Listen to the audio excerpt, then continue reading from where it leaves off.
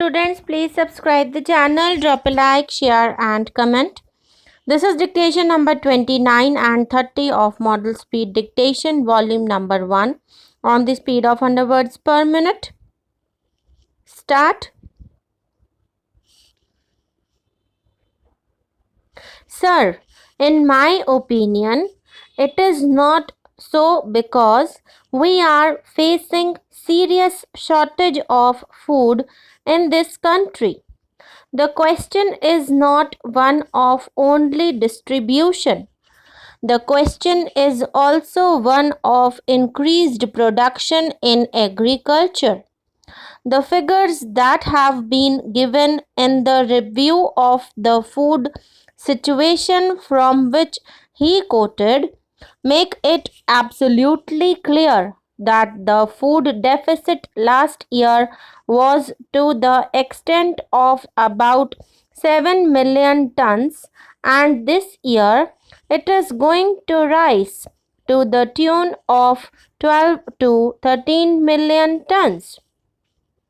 Although from the chart of distribution one can say that the average per capita availability of food might be about 13 ounces, which is supposed to be the basic minimum.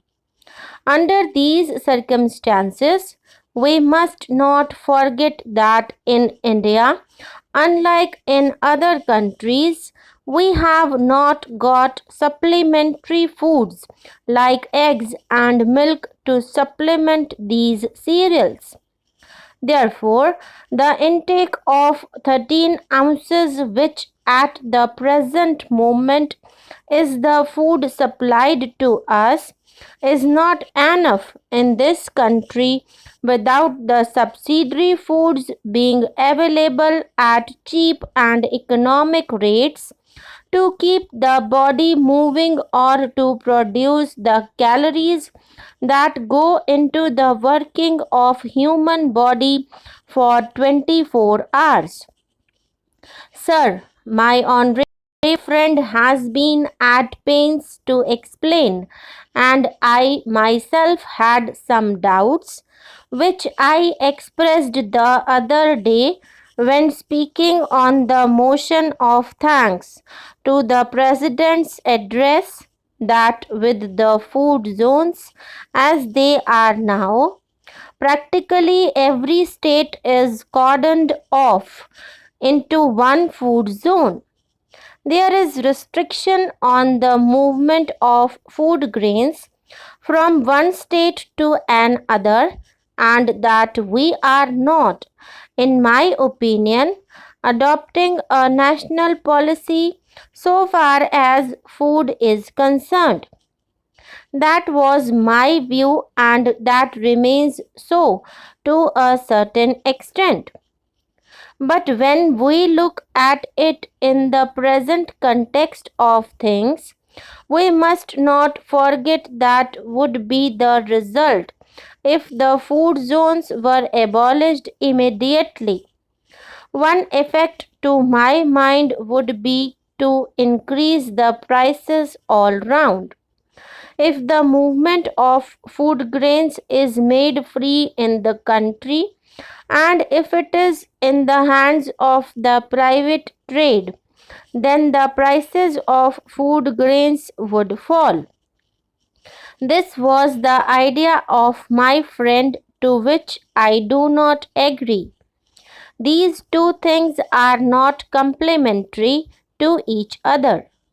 If today there is hoarding because they want higher prices, then if the food zones are removed tomorrow, then there will be profiteering on a large scale and the prices will not come down. My friend says that there is availability of food grains, but purchase machinery is not there, which is contrary to the facts. We have a food corporation for purchases in the states also, which was established by the center.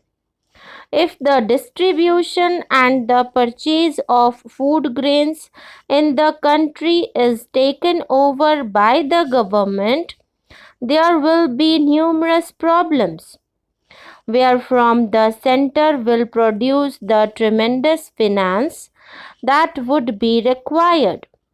It will create problems.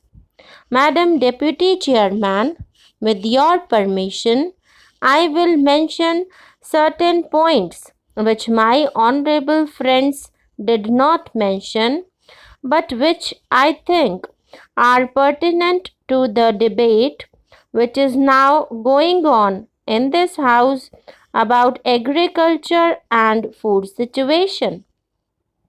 It is true that food production in this country has not been up to what it was expected.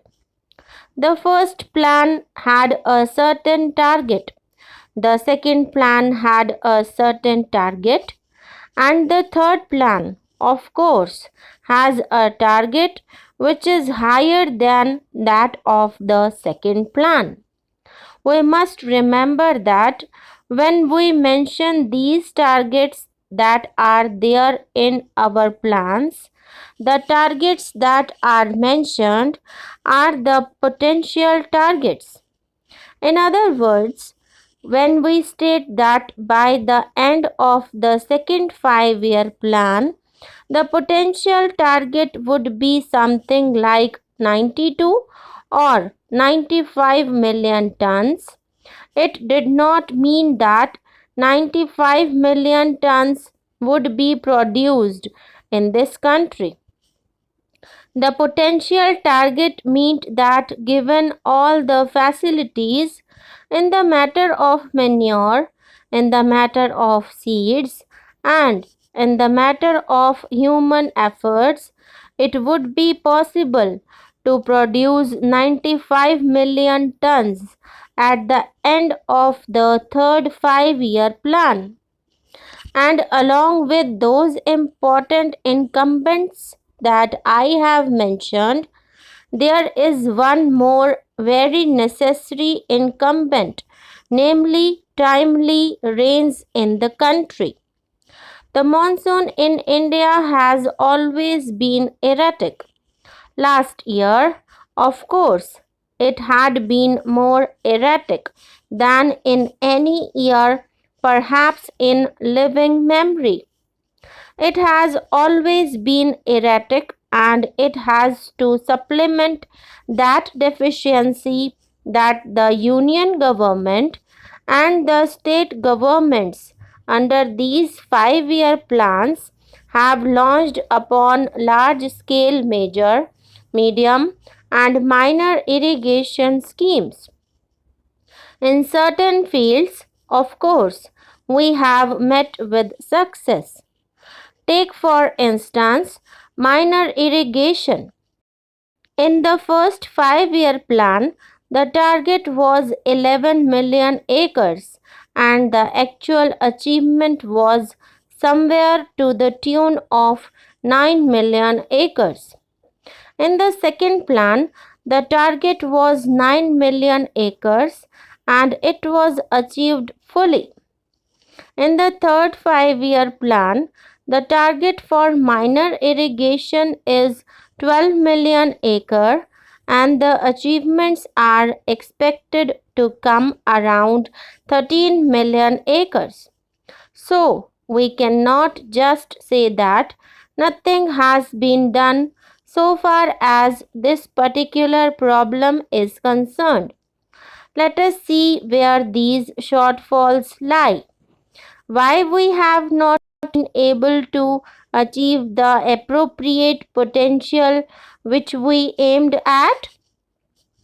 If we go into the question a little more deeply, we will find that it has really been the fertilizers which have brought us down, which have brought down the production of food in this country.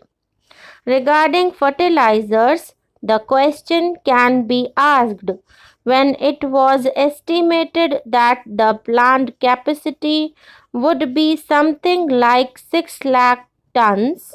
Why has production been only to the extent of 4 lakh tons?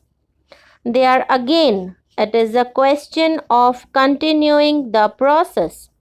I think we forget it in this or any planning process.